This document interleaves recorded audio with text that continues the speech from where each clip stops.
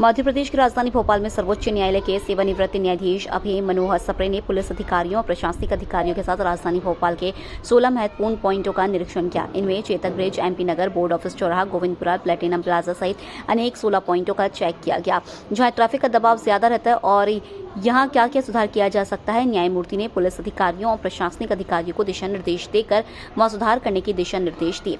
इसके साथ ही उन्होंने मीडिया से चर्चा करते हुए कहा है कि यात्रियों को सड़क पर चलते समय, यात्रा करते समय यात्रा नियमों का पालन करना चाहिए, हेलमेट लगाना चाहिए। इसके साथ ही उन्होंने देश में बढ़ रहे ड्रग्स के मामले को भी गंभीरता से लिया और इस पर भी गंभीर कार्रवाई करने की बात कही है। का निरीक्षण किया था चीफ जस्टिस आए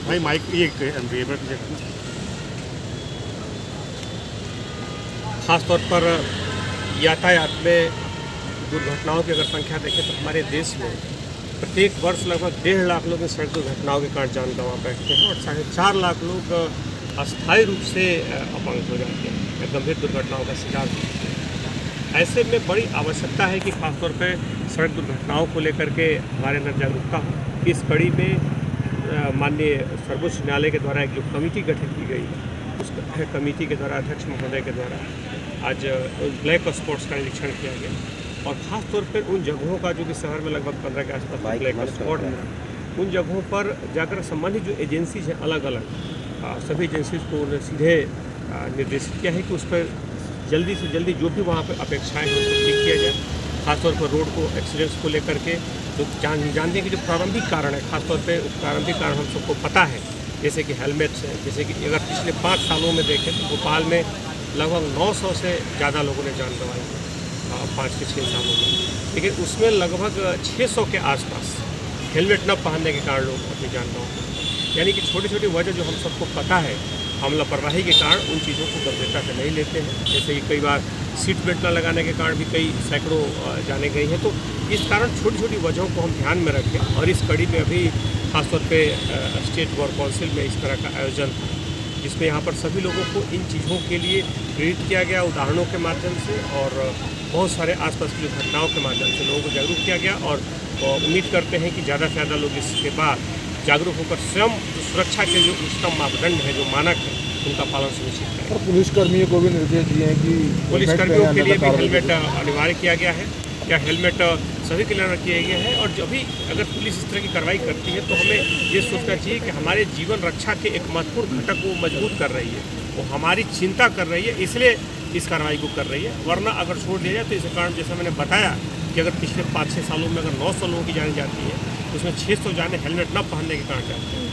कई बार वजह इतनी आकस्मिक होती है, घटना इतनी आकस्मिक होती है कि हम उसका खुद अनुमान नहीं कर सकते। इसलिए सुरक्षा के जो मापदंड है, खासतौर पर सड़क सुरक्षा के जो भी कारण है, जो हमें पता है, उनका हम पालन गंभीरता से करें तो इन घटनाओं से बच सकते हैं। सर, बिना हेलमेट पेट्रोल नहीं दिया जा रहा है, आज से इस पर पब्लिक का क्या रिस्पांस है, शहर में क्या? खासतौर पर लोगों को जागरूक करने के लिए कि इन सुरक्षा के जो भी मानक हैं उनका पालन सुनिश्चित करें, उसके लिए यह किया जा रहा है। बहरहाल इसका उद्देश्य है कि हम स्वयं जागरूक होकर के सुरक्षा के जो मानक है, खासतौर पर हम जानते हैं कि कई बार लोग शराब पी करके वाहन चलाते हैं, कई बार बिना हेलमेट के, कई बार बिना सीट बेल्ट के, कई बार हेडफोन लगा करके, कई बार ओवर स्पीडिंग करके।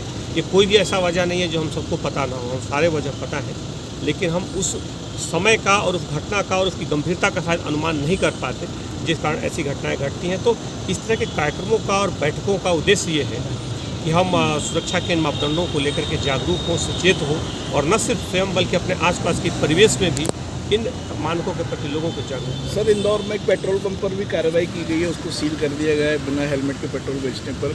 तो क्या भोपाल में यहाँ भी अगर ऐसी शिकायत आएगी तो कार्रवाई की जाएगी। यहाँ पर उद्देश्य ये है कि सभी एजेंसी जो एक महत्वपूर्ण, जब बड़ी कोई अगर परिवर्तन होते हैं या खासतौर पर उसके बड़े प्रभाव देखने को मिलते हैं तो इसमें से हर महत्वपूर्ण घटक की बराबर जिम्मेदारी होती है। इसमें खासतौर पे इसी के तहत आपने देखा होगा, आज बार में हुआ, कल पुलिस कार्यालय में हुआ, विभिन्न अलग अलग एजेंसीज के साथ बैठकें हुई और इसमें पेट्रोल पंप से लेकर के और जो पेट्रोल डलवाने वाले हर व्यक्ति की इसमें भागीदारी है और उसकी जागरूकता को अपने स्तर पर समझ के अगर इसका सही ढंग से पालन सुनिश्चित करें तो इन दुर्घटनाओं को हम न्यूनतम स्तर पर ला सकते हैं।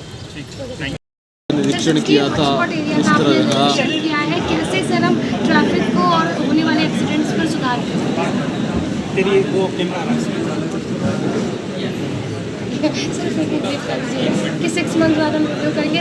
लोगों को क्या करना मैं चाहिए? सभी भोपाल के वासियों से निवेदन करना चाहता हूँ कि मोटर व्हीकल एक्ट का पालन करें सख्ती से और मदद करें। हेलमेट पहने, कंपलसरी हेलमेट पहने। जो पिलियन राइडर रहता है वो हेलमेट पहने, सीट बेल्ट लगाए, ड्रंकन ड्राइविंग ना करें और ओवर स्पीडिंग ना चलाएं और मोबाइल से बात ना करें। क्योंकि भोपाल में मृत्यु दर हेलमेट अंधा पहनने से, ड्रंकन ड्राइविंग से, ओवर स्पीडिंग से, सीट बेल्ट न लगाने से बहुत ज़्यादा हो रही है और इसलिए इसकी बहुत ज़रूरत है। और मैं अपेक्षा करता हूँ कि ये अपने भोपाल के निवासी हैं ये इसका पालन करेंगे और शासन को सर सड़कों में क्या सुधार की जरूरत है? जिस सड़कों तरह के से सुधार के लिए मैंने निर्देश दे दिए हैं कि गड्ढे जितने हैं वो तुरंत भरे जाए, नंबर 1। नंबर 2, सड़कों पर पूरे अच्छे से उसके जितने भी कोई डेफिशिएंसी है वो ठीक किया जाए। मैं दिसंबर में आऊँगा फिर से देखने के लिए। Long term planning, short term planning के कल पूरे प्लान तैयार हो गए हैं और दिसंबर तक उसका इम्प्लीमेंटेशन काफ़ी हो जाए। सर, लोगों के फंडामेंटल ड्यूटीज़ के लिए क्या अपील है कि हम मोटर व्हीकल एक्ट के प्रावधानों का सख्ती से पालन करें। ड्राइविंग करते वक्त 2 व्हीलर, 2 व्हीलर और 4 और उसमें मैंने जैसा आपको बताया सीट बेल्ट, अपना ये हेलमेट और ड्रंकन ड्राइविंग, डिस्ट्रैक्ट ड्राइविंग नहीं होना चाहिए।